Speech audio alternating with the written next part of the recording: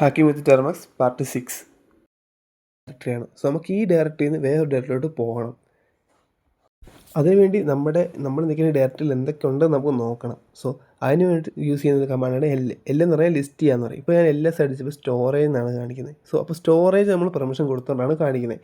അപ്പം നമുക്കിപ്പോൾ സ്റ്റോറേജ് മാത്രമേ കാണിക്കുന്നു. അപ്പോൾ ഈ സ്റ്റോറേജിനകത്ത് എന്തൊക്കെയുണ്ടെന്ന് നോക്കാൻ വേണ്ടി CD സ്റ്റോറേജ് എന്ന് ടൈപ്പ് ചെയ്യുക. സോ അവിടെ സ്റ്റോറേജ് വരെ മൊത്തം അടിക്കേണ്ട. ST അടിച്ച് കഴിഞ്ഞതിന് ശേഷം നമ്മൾ ടാബ് ബട്ടൺ ക്ലിക്ക് ചെയ്താൽ ഫുള്ള് എന്ത് ചെയ്യും, തന്നെ ഓട്ടോമാറ്റിക്കായിട്ട് വരും. ടാബ് എന്ന് പറഞ്ഞാൽ 2 ആരോ മാർക്കിട്ട് മേളിലും താഴെ ഇരിക്കുന്നുണ്ടല്ലേ, ഒന്ന് ലെഫ്റ്റിലോട്ടും ഒന്ന് റൈറ്റിലോട്ടും. സോ അതാണ് ടാബ്. സോ അത് ക്ലിക്ക് ചെയ്ത് കഴിഞ്ഞാൽ പിന്നെ നിങ്ങൾക്ക് ഓട്ടോമാറ്റിക്കായിട്ട് എന്ത് ചെയ്യും, നിങ്ങളുടെ കമാൻഡ് അവിടെ ഉള്ളത് വരും.